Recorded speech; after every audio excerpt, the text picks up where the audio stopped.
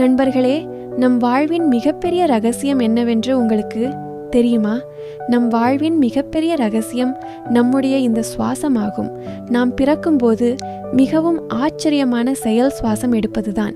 நம்முடைய வாழ்க்கை சுவாசத்தால் தான் இயங்குகிறது என்ற எண்ணம் நம் அனைவருக்கும் இருக்கிறது. ஆனால் நாம் கருப்பையில் இருக்கும்போது எப்படி சுவாசிக்கிறோம் என்பதும் ஒரு அதிசயம்தான். நாம் தாயின் கருப்பையில் இருக்கும்போதும் சுவாசிக்கிறோம். அதன் சக்தியை நீங்கள் உணர முடியும். நாம் இந்த உலகிற்கு வரும்போது சுவாசத்தின் மீது சவாரி செய்தே வருகிறோம். சுவாசத்தின் மீது சவாரி செய்தே நம்முடைய வாழ்க்கை நடக்கிறது.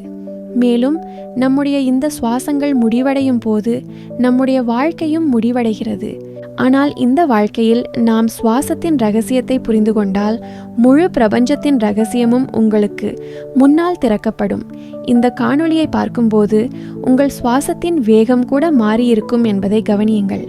ஏனென்றால் நீங்கள் உற்சாகமான ஒன்றை பார்க்கும் பொழுது அல்லது செய்யும் பொழுது உங்கள் சுவாசத்தின் வேகம் மாறுகிறது. உங்களுக்கு பயம் வரும்போது உங்கள் சுவாசத்தின் வேகம் மாறுகிறது. நீங்கள் கோபமாக இருக்கும்போது உங்கள் சுவாசத்தின் வேகம் வேறுபட்டது. நீங்கள் மகிழ்ச்சியாக, துக்கமாக, அன்பாக, கருணையாக, பொறாமையாக அல்லது கோபமாக இருந்தாலும் ஒவ்வொரு முறையும் உங்கள் சுவாசத்தின் வேகம் மாறுகிறது. நீங்கள் உடற்பயிற்சி செய்யும்போது, யோகா பிராணாயாமம் செய்யும்போது அல்லது வேறு ஏதேனும் பணி செய்யும்போது ஒவ்வொரு செயலிலும் சுவாசம் எடுக்கும் செயல்முறை வேறுபட்டு இருக்கும். அதனால் நண்பர்களே, முதலில் நாம் சுவாசம் எடுப்பதன் முக்கியத்துவத்தை அறிந்து கொள்வோம். ஒரு யோகிக்கு யோகாவை பற்றி தெரிந்தால் அவர் யோகாவில் சுவாசங்களின் முக்கியத்துவத்தையும் அறிந்திருப்பார். உடற்பயிற்சி செய்யும் ஒரு நபர் தனது சுவாசத்தை கவனித்தால் ஒவ்வொரு உடற்பயிற்சியின் போதும் சுவாசம் எடுப்பதிலும் விடுவதிலும் அவருக்கு நல்ல புரிதல் இருக்கும்.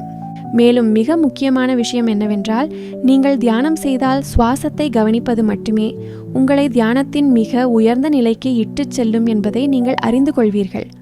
ஒவ்வொரு கணமும் உங்கள் சுவாசம் உடலுக்குள்ளேயும் வெளியேயும் நடக்கும் அசைவுகளுக்கு ஏற்ப மாறிக்கொண்டே இருக்கிறது. ஆனால் நீங்கள் உங்கள் சுவாசத்தை ஒவ்வொரு கணத்திற்கும் ஒன்றாக, ஒவ்வொரு சூழ்நிலைக்கும் ஒரே மாதிரியாக மாற்றிக்கொண்டால் வாழ்க்கையில் சுவாசங்களின் முக்கியத்துவம் உங்களுக்கு புரியும். நம் மனம் இந்த சுவாசங்களுடன் பிணைக்கப்பட்டுள்ளது என்பதை நினைவில் கொள்ளுங்கள். உங்கள் சுவாசம் எவ்வளவு வேகமாக இயங்குகிறதோ அவ்வளவு சஞ்சலமாக உங்கள் மனம் இருக்கும். மேலும் உங்கள் சுவாசம் எவ்வளவு நிலையான வழியில் இயங்குகிறதோ அவ்வளவு நிலையாக உங்கள் மனமும் இருக்கும். இந்த சுவாசம் உடலுக்குள்ளேயும் வெளியேயும் நடக்கும் அசைவுகளுக்கு ஏற்ப மாறுகிறது. உதாரணமாக, நமக்கு கோபம் வரும்போது சுவாசத்தின் வேகம் வேறுபடுகிறது. அன்பு, மகிழ்ச்சி, துக்கம், வலி, ஒவ்வொரு அனுபவத்திலும் சுவாசத்தின் வேகம் வேறுபட்டிருக்கும். எனவே சுவாசங்களின் முக்கியத்துவத்தை புரிந்து கொள்வது மிக முக்கியமானது. உண்மையில் இன்றைய இந்த ஓட்டமும் நிறைந்த உலகில் நம் உடலுக்கும் மனதுக்கும் இடையே அவ்வளவு தூரம் வந்துவிட்டது. நாம் இந்த இரண்டை பற்றியும் புரிந்து கொள்வதையோ அல்லது அறிந்து கொள்வதையோ விரும்புவதில்லை. உண்மையில் நாம் இன்று முழுமையாக சுவாசிப்பதே இல்லை. நம் சுவாசங்கள் நம் மார்புக்கு கீழே செல்வதே இல்லை. நாம் கவலை, கோபம், பொறாமை ஆகியவற்றில் மிகவும் மும்முரமாகிவிட்டோம். நாம் சரியாக சுவாசிக்க மறந்துவிட்டோம். நீங்கள் ஒரு ஆரோக்கியமான ஆன்மீகத்தை உங்களுக்குள் உணர விரும்பினால், நல்ல ஆரோக்கியம் வேண்டுமானால், நீங்கள் சுவாசங்களை முழுமையாக உங்கள் தொப்புள் வரை கொண்டு செல்ல கற்றுக்கொள்ள வேண்டும். நாம் நம் சுவாசத்தை முழுமையாக்க வேண்டும். இந்த சுவாசத்தை நம் வாழ்வின் அடிப்படையாக மாற்ற வேண்டும். அதேபோல் நாம் இந்த வாழ்க்கையையும் சுவாசத்தையும் புரிந்து கொண்டால் வேறு எந்த ரகசியமும் நம் வாழ்வில் இருக்காது. நண்பர்களே, பிராணாயாமத்தின் பொருளை நீங்கள் அனைவரும் அறிவீர்களா? பிராணாயாமம் உண்மையில் 2 சொற்களால் ஆனது. பிராணன் பிளஸ் ஆயாமம். பிராணன் என்றால் நாம் சுவாசத்தின் மூலம் உடலுக்குள் எடுத்துக்கொள்ளும் காற்று. இதன் காரணமாக நம் உணர்வு தூண்டப்படுகிறது. இதன் காரணமாக நாம் உயிருடன் இருக்கிறோம். அவற்றின் விரிவாக்கம் ஒரு புதிய பரிமாணத்தை அளிப்பதுதான் பிராணாயாம். சாதாரண வார்த்தைகளில் சொன்னால் வாழ்க்கைக்கு ஒரு புதிய பரிமாணத்தை கொடுப்பதுதான் பிராணாயாம். நாம் சுவாசம் எடுப்பதை நிறுத்திவிட்டால் என்ன ஆகும்? நாம் இறந்து விடுவோம். பிராணவாயுவை உள்ளே எடுப்பதற்கும் வெளியே விடுவதற்கும் பெயர் பிராணாயாமம்.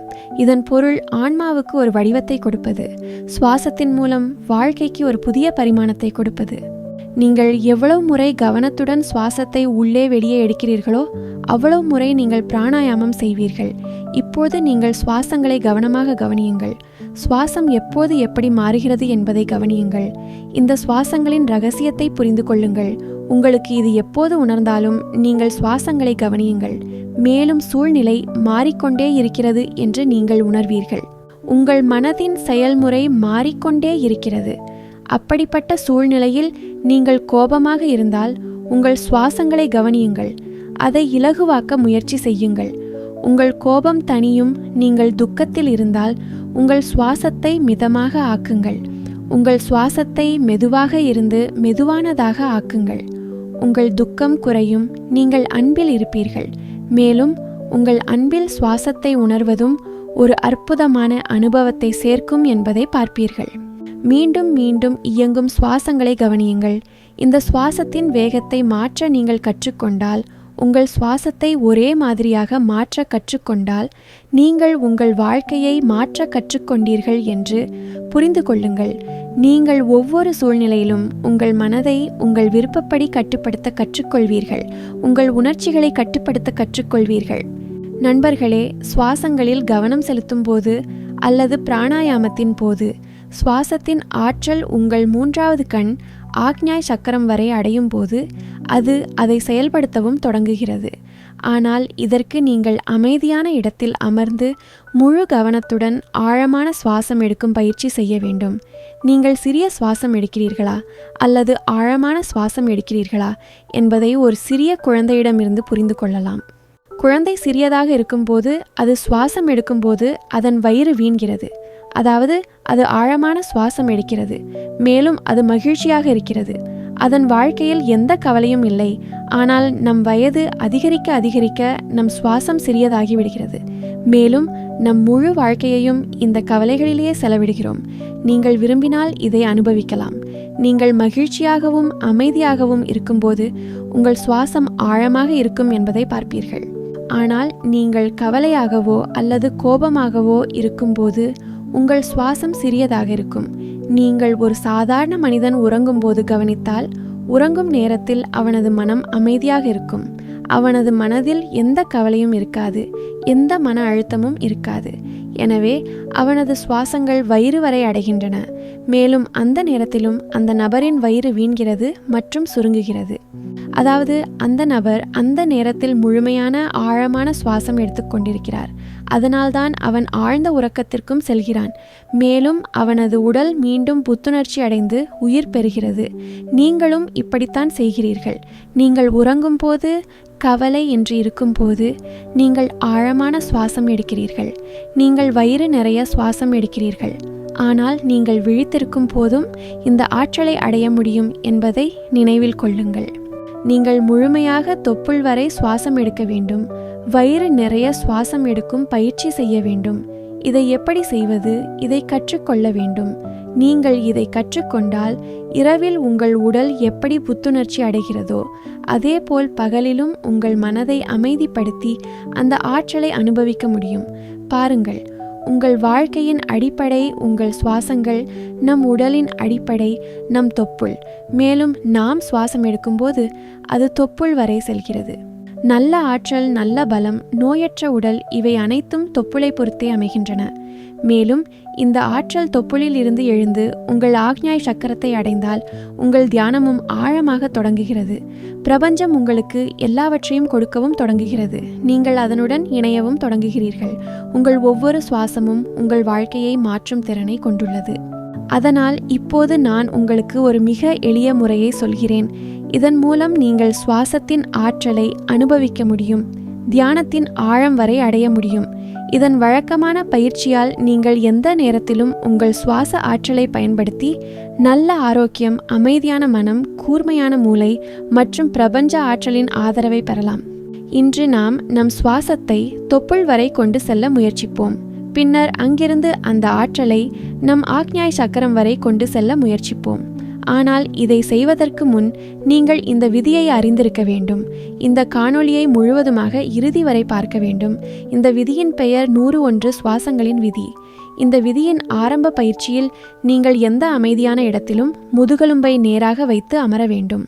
உங்கள் கண்களை மூடிக்கொண்டு முதலில் 15 முறை வேகமாக காற்றை உள்ளே இழுத்து வெளியே விட வேண்டும். அதாவது சுவாசங்களை வேகமாக எடுத்து பின்னர் அதை விட்டுவிட வேண்டும். இப்படி செய்வதால் உங்கள் மூக்கின் தசைகள் செயல்படுகின்றன. பின்னர் 35 முறை சுவாசத்தை எடுங்கள்.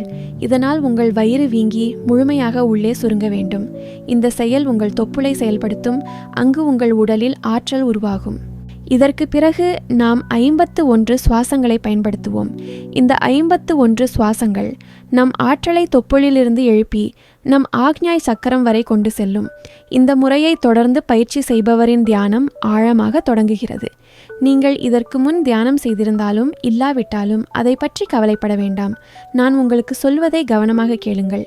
மேலும் அதை பயிற்சி செய்யுங்கள். பின்னர் பாருங்கள், நீங்கள் அதன் உணர்வை நிச்சயம் பெறுவீர்கள். அதன் பிறகு நீங்கள் எந்த நிலையிலும் அமர்ந்து இதை பயிற்சி செய்யலாம். ஆனால் ஒரு விஷயத்தில் மட்டுமே கவனம் செலுத்த வேண்டும். அதாவது உங்கள் முதுகெலும்பு முற்றிலும் நேராக இருக்க வேண்டும். நீங்கள் அமைதியாக அமருங்கள். உங்கள் முதுகெலும்பை நேராக வைத்துக் கொள்ளுங்கள். மேலும் உங்கள் 2 கண்களையும் மெதுவாக மூடிக்கொள்ளுங்கள். மேலும் என் வார்த்தைகளில் கவனம் செலுத்தத் தொடங்குங்கள். அதனால் நாம் இதை தொடங்குவோம். நண்பர்களே, இந்த முறையை பயிற்சி செய்ய முதலில் உங்கள் கண்களை மூடிக்கொள்ளுங்கள். மேலும் முற்றிலும் அமைதியாக அமருங்கள். இப்போது உங்கள் உடலை முற்றிலும் தளர்வாக விடுங்கள்.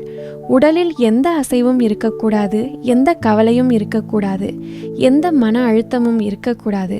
நீங்கள் உங்கள் கண்களை மூடிக்கொண்டு 21 முறை ஆழமான சுவாசம் எடுங்கள். உங்களை முற்றிலும் அமைதிப்படுத்துங்கள். முற்றிலும் அமைதியாக, உங்களை சுற்றி யாரும் இல்லை என்று முழுமையாக உணருங்கள். நீங்கள் தியானத்தின் ஆழங்களுக்குள் செல்கிறீர்கள். இப்போது உங்களை அறிந்து கொள்ள முயற்சி செய்யுங்கள். உங்கள் கவனத்தை உங்கள் உள்ளே உள்ள அனைத்து புள்ளிகளுக்கும் கொண்டு செல்ல முயற்சி செய்யுங்கள். அதை அறிய முயற்சி செய்யுங்கள். இன்று இந்த தியானத்திலிருந்து நீங்கள் ஆனந்தத்தின் முதல் அனுபவத்தை பெறுவீர்கள். உங்கள் உடலை அமைதிப்படுத்துங்கள். உங்கள் கவனத்தை மெதுவாக மூக்கு வரை கொண்டு செல்லுங்கள். அங்கிருந்து நீங்கள் சுவாசம் எடுக்கிறீர்கள் மற்றும் வெளியே விடுகிறீர்கள். உங்கள் மூக்கை உங்கள் உள் மனக்கண்களால் பாருங்கள். அதை உணருங்கள். இந்த நிலையில் அமைதியாக இருந்து சுவாசம் எடுத்துக்கொண்டே உங்கள் கவனத்தை உங்கள் மூக்கில் நிலைநிறுத்துங்கள். சுவாசத்தை மெதுவாக உள்ளே இழுங்கள். மேலும் மெதுவாக வெளியே விடுங்கள். நீங்கள் சுவாசத்தை உள்ளே இழுக்கிறீர்கள். மேலும் சுவாசத்தை வெளியே விடுகிறீர்கள். நீங்கள் 2 மூக்குகளாலும் சுவாசம் எடுக்கிறீர்கள். நீங்கள் உங்கள் மூக்கால் குளிர்ந்த சுவாசத்தை உள்ளே இழுக்கிறீர்கள். மேலும் இந்த சுவாசங்களை வெளியே விடும்போது சூடான காற்று வெளியேறுகிறது. இதை நீங்கள் முழுமையாக உணர்கிறீர்கள்.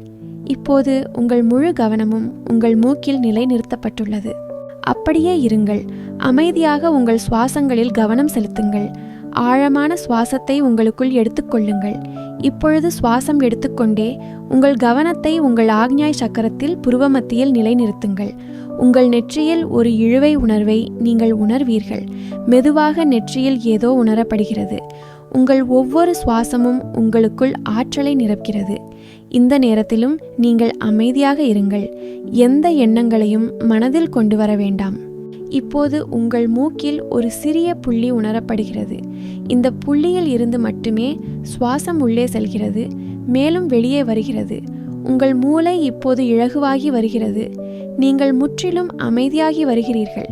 உங்கள் உடல் இலகுவாகி வருகிறது. உங்கள் உடலின் பாரம் முடிந்து வருகிறது. உங்கள் உடல் பூஜ்ஜியத்தில் நுழைகிறது. இந்த வழியில் உணர்ந்து கொண்டே இருங்கள். இப்போது உங்கள் கவனத்தை உங்கள் உடலுக்கு கொண்டு செல்லுங்கள். உங்கள் முழு உடலையும் உணருங்கள். உங்கள் சுவாசத்தை உணருங்கள். உங்கள் வயிற்றை உணருங்கள். உங்கள் மார்பை உணருங்கள். உங்கள் 2 தோள்களையும் உணருங்கள். உங்கள் முழு உடலிலும் கவனத்தை நிலைநிறுத்துங்கள். உங்கள் உடலின் ஒவ்வொரு உறுப்பையும் நீங்கள் உணர வேண்டும். உங்கள் உடலை முற்றிலும் அமைதியாக வைத்திருக்க வேண்டும். இப்படி செய்யும்போது உங்களுக்கு லேசான தூக்க உணர்வு ஏற்படலாம்.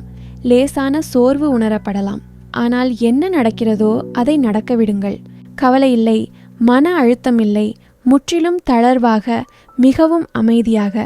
இப்போது ஒரு ஆழமான சுவாசத்தை உங்களுக்குள் எடுத்துக்கொள்ளுங்கள்.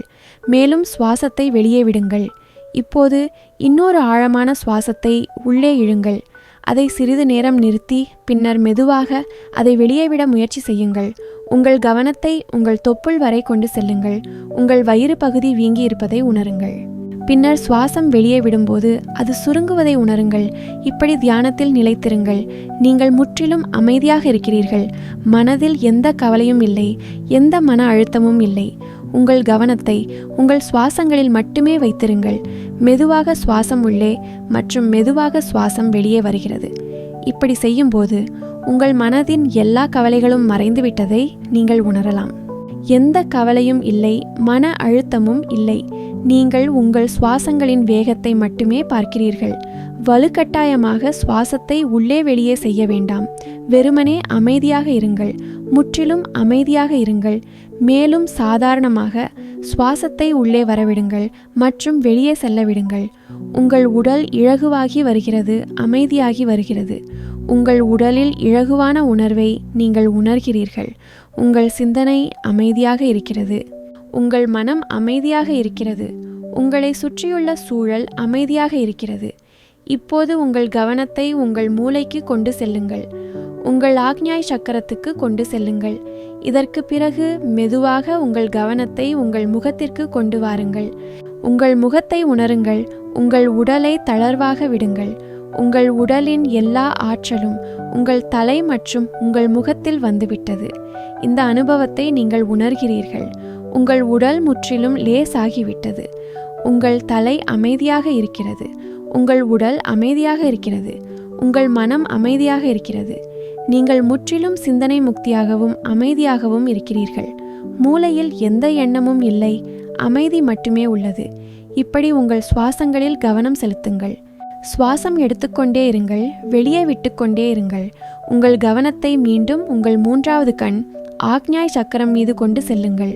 உங்கள் மூன்றாவது கண்ணில் ஈழவை ஏற்படுவதை நீங்கள் உணர்வீர்கள். சுவாசம் உள்ளே செல்கிறது. நெற்றியில் ஈழவை ஏற்படுகிறது. இதை பார்த்து கொண்டே இருங்கள். இதை உணர்ந்து கொண்டே இருங்கள். இந்த இழுவை உங்கள் தியானத்தை மேலும் ஆழமாக்கும். இந்த இழுவையில் மூழ்க முயற்சி செய்யுங்கள். தியானத்தின் போது உங்களுக்கு தெரியும், இருளில் மூழ்க முயற்சி செய்யுங்கள்.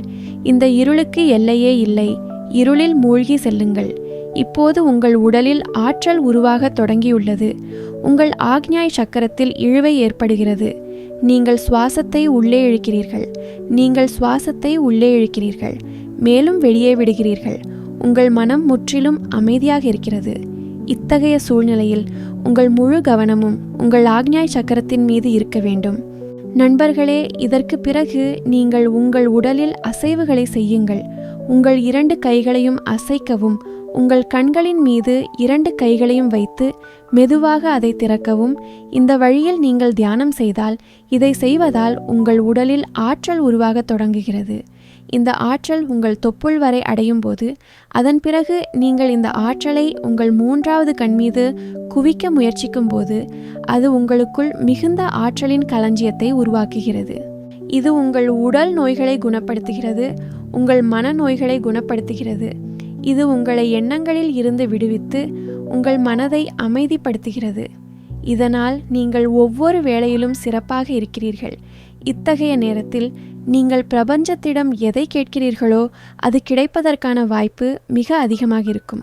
நீங்கள் இதை தினமும் குறைந்தது அத்தியாயம் 14 விபசனா அறிமுகம் 1/2 மணி நேரம் அவசியம் பயிற்சி செய்யுங்கள்.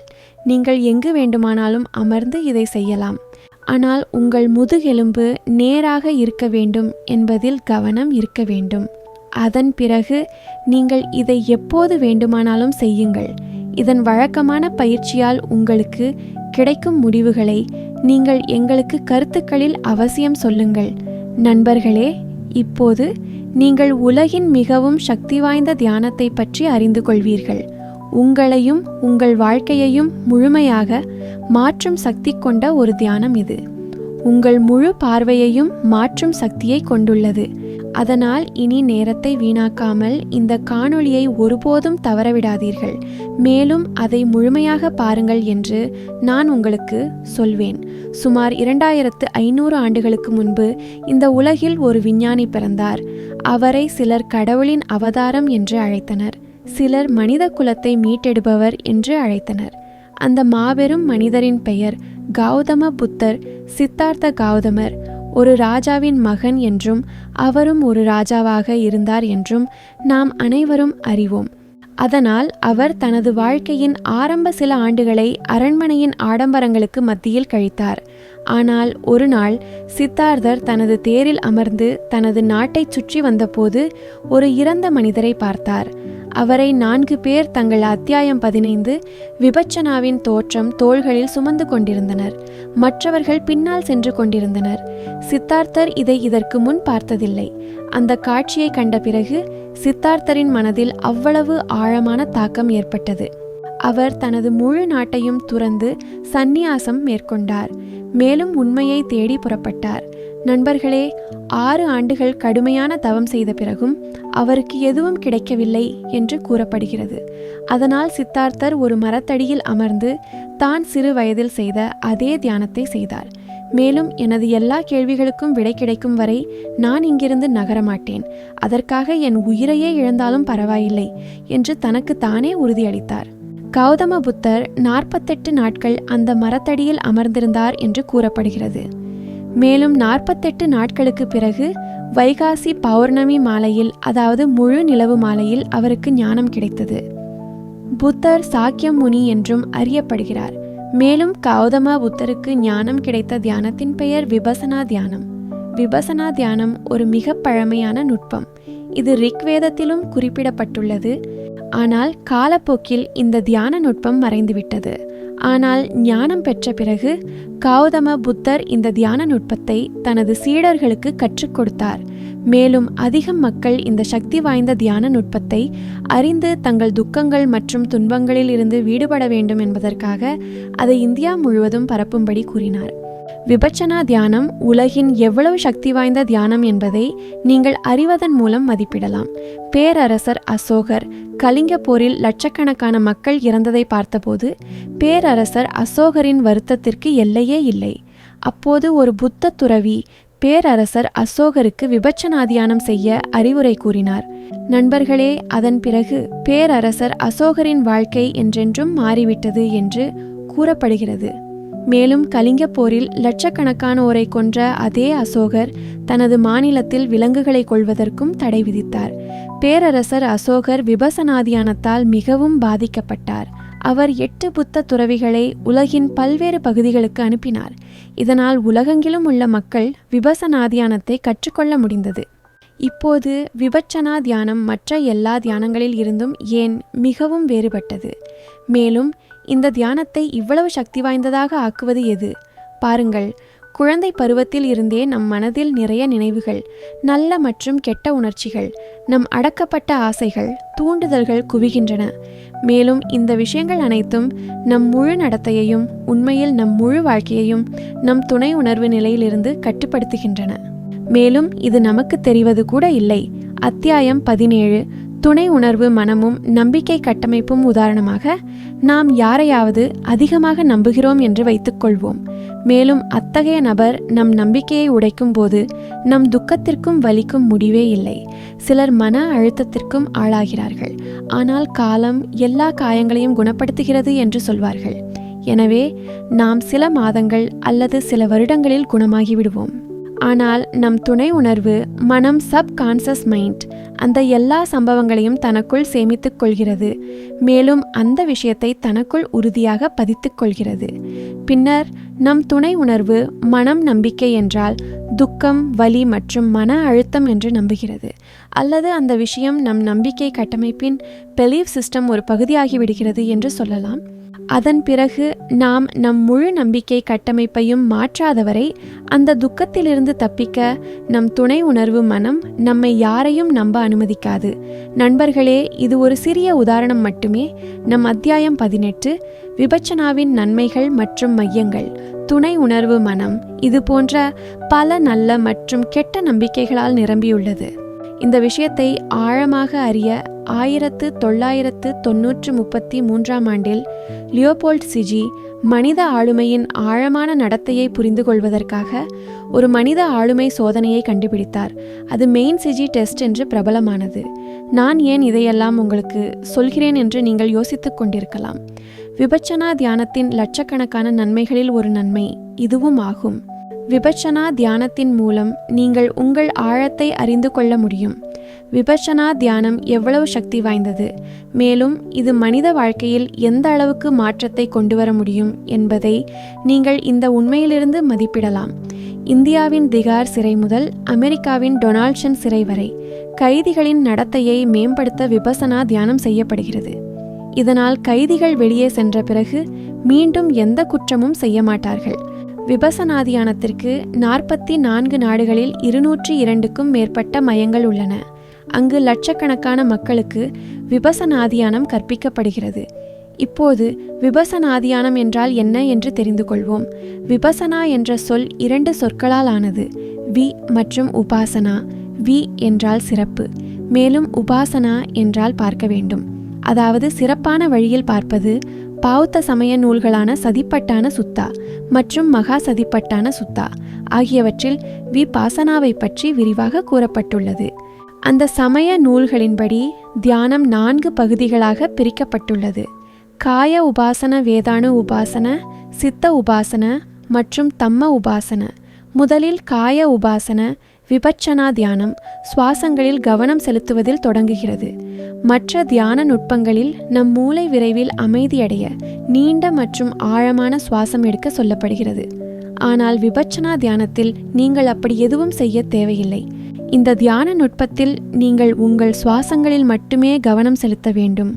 சுவாசம் சிறியதாக இருந்தாலும் நீளமாக இருந்தாலும் அல்லது ஆழமாக இருந்தாலும் நீங்கள் அதை மாற்றக்கூடாது. நீங்கள் மற்றும் உங்கள் சுவாசத்தின் உண்மையை பார்க்க வேண்டும்.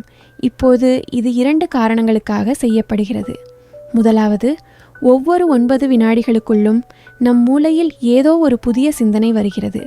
எனவே அந்த 9 வினாடிகள் சக்கரத்தை உடைக்க நம் கவனம் ஆழமாக இருக்க வேண்டும். மேலும் நாம் உண்மையான விபச்சனா தியானத்தை சரியாக செய்ய முடியும் என்பதற்காக சுவாசங்களில் கவனம் செலுத்த சொல்லப்படுகிறது. இரண்டாவது, நீங்கள் சில நாட்களுக்கு உங்கள் சுவாசங்களில் கவனம் செலுத்தினால் உங்கள் மூக்கு அருகே சில உணர்வுகளை உணரத் தொடங்குவீர்கள். எனவே முழு உடலிலும் உள்ள உணர்வு விழிப்புணர்வை அறிய சுவாசங்களில் கவனம் செலுத்த சொல்லப்படுகிறது. இப்போது உங்கள் சுவாசங்களில் கவனம் செலுத்துவதை தவிர நீங்கள் இன்னொரு வேலையும் செய்ய வேண்டும். நீங்கள் எதையாவது பார்க்கும்போது முதலில் உங்கள் மூளையில் இருந்து அந்த விஷயத்தின் அடையாளத்தை நீக்கிவிடுங்கள். உதாரணமாக, இது நாய், இது பூனை, இது மரம், இது பசு என்று சிறு வயதிலிருந்தே நமக்கு கூறப்பட்டுள்ளது. மேலும் இதேபோல் ஒவ்வொரு விஷயத்தை பற்றிய தகவல்களாலும் நம் மூளை நிரல் எழுதப்படுகிறது. இப்போது 2 நிமிடங்களுக்கு இது நாய் என்ற விஷயத்தை உங்கள் மூளையில் இருந்து நீக்கிவிட்டு பின்னர் அதை பாருங்கள். இப்படி பார்ப்பதால் என்ன நடக்கும் என்று உங்களுக்கு தெரியுமா? இது நாய் இல்லை என்றால் வேறு என்னவாக இருக்கும் என்று உங்கள் மூளை புரிந்து கொள்ள முயற்சி செய்ய தொடங்கும். மேலும் இந்த வழியில் விஷயங்களை பார்ப்பதன் மூலம் உங்கள் ஆர்வம் மற்றும் அவதானிப்பு சக்தி, ஒப்சர்வேஷன் பவர் மிகவும் அதிகரிக்கும். நீங்கள் ஒவ்வொரு விஷயத்தையும் அதிக ஆர்வத்துடனும் கவனத்துடனும் பார்க்க தொடங்குவீர்கள். நாம் பெரும்பாலும் குழந்தைகளைப் போல ஆர்வமாக இருக்க வேண்டும் என்று சொல்லப்படுகிறோம். ஆனால் குழந்தைகளைப் போல எப்படி ஆர்வமாக இருப்பது என்று யாரும் நமக்கு சொல்வதில்லை. பாருங்கள், குழந்தைகள் இவ்வளவு ஆர்வமாக இருப்பதற்கு காரணம் அவர்களின் மூளை நம் மூளையைப் போல நிரல் எழுதப்படவில்லை. இது நாய், இது பூனை, இது மரம், இது பசு என்று அவர்களுக்கு தெரியாது. நாம் அவர்களுக்கு இந்த விஷயங்களை பற்றி சொல்லும் வரை குழந்தைகள் ஒவ்வொரு விஷயத்தையும் மிகவும் கவனமாக பார்க்கிறார்கள். மேலும் அவர்களின் மூளை அவர்களை சுற்றியுள்ள ஒவ்வொரு விஷயத்தையும் புரிந்து கொள்ள முயற்சிக்கிறது. அதேபோல் நீங்கள் பார்ப்பதுடன் மட்டும் நின்றுவிடக்கூடாது. மாறாக ஒவ்வொரு விஷயத்தையும் நன்கு அவதானிக்கவும் வேண்டும்.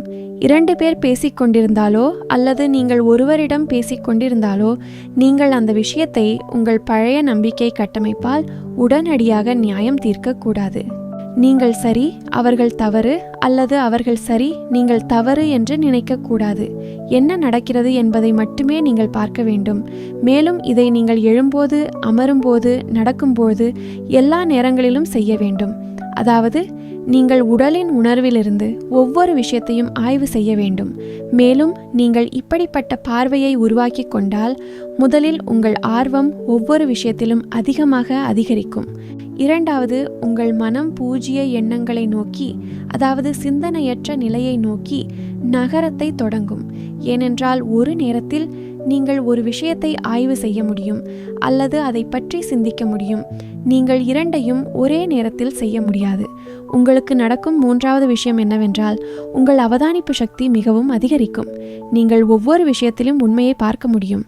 அது உங்கள் உணர்ச்சிகளாக இருந்தாலும், இரண்டு பேருக்கு இடையேயான உரையாடலாக இருந்தாலும், அல்லது உலகின் எந்த விஷயமாக இருந்தாலும், நீங்கள் ஒவ்வொரு விஷயத்திலும் உண்மையை பார்க்க தொடங்குவீர்கள். இதுதான் விபச்சனாவின் உண்மையான பொருள். எந்த ஒரு விஷயத்தையும் அதன் உண்மையான வடிவத்தில் பார்ப்பது, அதாவது அது எப்படி இருக்கிறதோ அப்படியே பார்ப்பது. உங்கள் முன்பே நிரல் எழுதப்பட்ட மூளை அல்லது உணர்ச்சிகளால் பார்ப்பது அல்ல.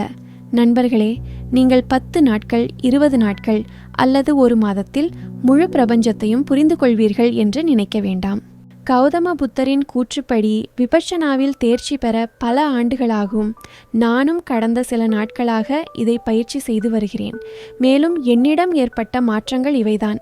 நான் இப்போது ஒவ்வொரு விஷயத்தையும் மிகுந்த ஆர்வத்துடன் பார்க்கிறேன். நான் இப்போது என் முன்பே நிரல் எழுதப்பட்ட மூலையிலிருந்து வெளியே வந்து என்னை சுற்றியுள்ள உலகை பார்க்கிறேன். அது மிகவும் அழகாக இருக்கிறது. இப்படி பார்ப்பதிலிருந்து எனக்கு ஏற்பட்ட அனுபவம் என்னவென்றால், இந்த முழு பிரபஞ்சத்தை பற்றியும் எனக்கு எதுவும் தெரியாது என்று நான் உணரத் தொடங்கியுள்ளேன். சாலையில் கிடக்கும் ஒரு கல்லை பார்த்து இது கல் என்று சொல்வது மிகவும் எளிது. அந்த கல்லின் அடையாளத்தை நீக்கிவிட்டால் இது கல் என்று நினைக்காமல் நீங்கள் மணிக்கணக்கில் அந்த கல்லை பார்த்து கொண்டே இருப்பீர்கள். ஆனால் அது என்னவென்று உங்களால் புரிந்து கொள்ள முடியாது. இந்த அனுபவத்தை நான் வார்த்தைகளால் முழுமையாக விவரிக்க முடியாது. ஏனெனில் வார்த்தைகளுக்கு அதன் வரம்புகள் உள்ளன. நீங்கள் இந்த விஷயத்தை நீங்களே அனுபவிக்க வேண்டும். மேலும் இது உண்மையிலேயே ஒரு அற்புதமான அனுபவம் என்று நான் உங்களுக்கு சொல்ல முடியும்.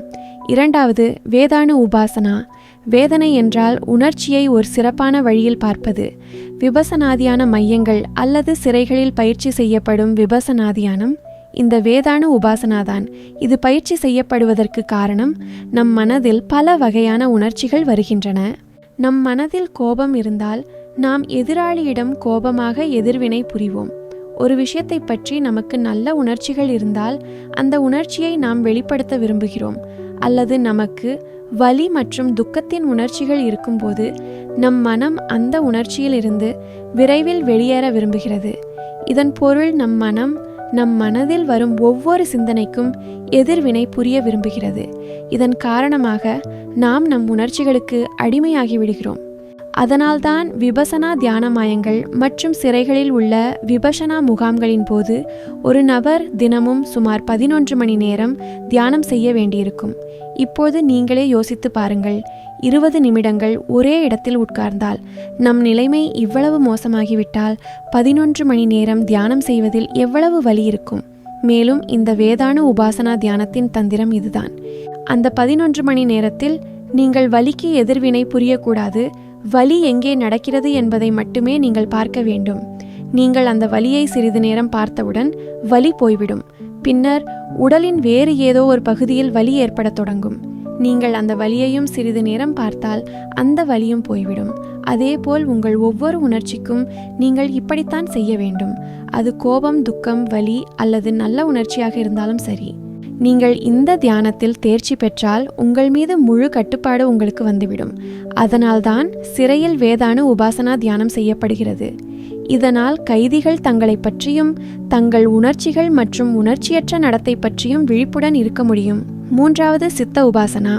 சித்தம் என்றால் மனம், மேலும் விபசனா என்றால் சிறப்பான வழியில் பார்ப்பது, அதாவது மனதை சிறப்பான வழியில் பார்ப்பது. இந்த காணொளியின் தொடக்கத்தில் விபசனாதியானத்தின் மூலம் நீங்கள் உங்கள் ஆழமான ஆன்மாவை அறியலாம் என்று நான் சொன்னேன். நம் மனதில் ஒரு நாளில் சுமார் 72,000 எண்ணங்கள் வருகின்றன. மேலும் அந்த 72,000 எண்ணங்களில் என்பது முதல் 90% வரை எண்ணங்கள் பயனற்றவை. மேலும் இந்த பயனற்ற எண்ணங்கள் நம் மூளையில் இப்படித்தான் வேலை செய்கின்றன. ஒரு நதி அல்லது குளத்தில் அதிக அழுக்கு அல்லது சேர் இருக்கும்போது அந்த நதியின் அடியை பார்ப்பது மிகவும் கடினம். ஆனால் அந்த சேறு அல்லது அழுக்கு நீக்கப்பட்டவுடன் நம்மால் அந்த நதியின் மேற்பரப்பை பார்க்க முடியும். அதேபோல் இந்த பயனற்ற எண்ணங்களால் நாம் நம் ஆழமான ஆன்மாவை அறிய முடிவதில்லை. ஏனென்றால் நம் மனம் எப்போதும் இந்த பயனற்ற எண்ணங்களை பற்றி சிந்திப்பதில் மும்முரமாக இருக்கிறது. சித்த உபாசனா தியானத்தின்படி நீங்கள் உங்கள் எண்ணங்களை மட்டுமே ஆய்வு செய்ய வேண்டும். அதாவது எதிர்வினை புரியாமல் அவற்றை பார்க்க வேண்டும். அந்த எண்ணங்கள் மிகவும் எதிர்மறையாகவோ அல்லது மிகவும் நேர்மறையாகவோ இருக்கலாம். ஆனால் நீங்கள் அந்த எண்ணங்களுக்கு எதிர்வினை புரியக்கூடாது. சில நாட்களுக்குள் உங்களுக்கு என்ன வகையான எண்ணங்கள் வருகின்றன என்பதை நீங்கள் புரிந்து கொள்வீர்கள்.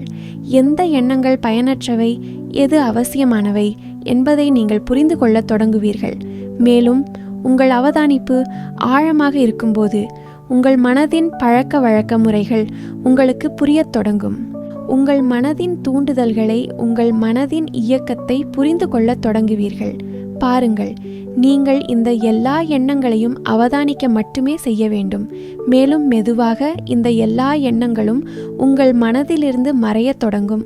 மேலும் நான் என் எண்ணம் இல்லை என்று நீங்கள் புரிந்து கொள்ளத் தொடங்குவீர்கள். உங்கள் அவதானிப்பு மிகவும் ஆழமாக இருக்கும்போது நீங்கள் பூஜ்ய நிலையை அடைவீர்கள். அங்கு அடைந்த பிறகு உங்கள் வாழ்க்கையில் அற்புதங்கள் நடக்கத் தொடங்கும். 4வது தம்ம உபாசனா, அதாவது தர்மம் மற்றும் விபசனா என்றால் தர்மத்தை சிறப்பான வழியில் பார்ப்பது அல்லது அதன் உண்மையான வடிவத்தில் பார்ப்பது. இங்கு புத்தர் கொடுத்த போதனைகளை சரியாக பின்பற்றுவது பற்றி கூறப்பட்டுள்ளது. பௌத்த மதத்தின்படி ஞானம் பெற பௌத்தர்கள் பல விதிகள் மற்றும் ஒழுங்குமுறைகளை பின்பற்ற வேண்டும். உதாரணமாக, பௌத்த மதத்தில் ஞானம் பெற 7 முக்கிய படிகள் உள்ளன. உண்மை மற்றும் இயற்கையின் மனப்பூர்வமான ஆய்வு, ஆற்றல் பரமானந்தத்தின் மகிழ்ச்சி, ஓய்வு மற்றும் மார்க்க ஒருமைப்பாடு மற்றும் ஞானம். ஆனால் சனாதன தர்மத்தில் 8 படிகள் உள்ளன. இயமம், நியமம், ஆசனம், பிராணாயாமம், பிரத்யாகாரம், தாரணை, தியானம் மற்றும் சமாதி. இந்த படிகள் தவிர பக்தியோகம், கர்மயோகம் போன்ற பல யோகங்கள் உள்ளன. அவற்றை பின்பற்றுவதன் மூலம் ஒரு நபர் பரம்பொருளில் லயித்துவிட முடியும். அதேபோல் வெவ்வேறு மதங்களுக்கு அவற்றின் சொந்த விதிகள் மற்றும் சட்டங்கள் உள்ளன. இதிலிருந்து எனக்கு சுவாமி விவேகானந்தரின் வாழ்க்கையில் நடந்த ஒரு சம்பவம் நினைவுக்கு வந்தது. ஒருமுறை அவரிடம் யாரோ ஒருவர், சுவாமிஜி, மதம் என்றால் என்ன என்று கேட்டார். அதற்கு அவர் மதம் என்பது உணர்தல் என்று கூறினார். உங்களுக்கு அந்த நாளில் மதத்தின் உணர்தல் ஏற்பட்டதா? கருத்து பிரிவில் எங்களுக்கு தெரிவியுங்கள். மேலும் உங்களுக்கு இந்த காணொளி பிடித்திருந்தால் காணொளியை விரும்பி உங்கள் நண்பர்களுடன் பகிருங்கள். இதனால் அவர்களும் இதிலிருந்து ஏதாவது கற்றுக்கொள்ள முடியும். இது போன்ற தகவல்களால் நிரம்பிய காணொளிகளை பார்க்க நமது சேனலை சப்ஸ்கிரைப் செய்யுங்கள். மேலும் அடுத்த காணொளியின் அறிவிப்பை நீங்கள் பெற பெல் ஐகானை அழுத்தவும். இந்த காணொளியில் அவ்வளவுதான். அடுத்த காணொளியில் சந்திப்போம். நன்றி.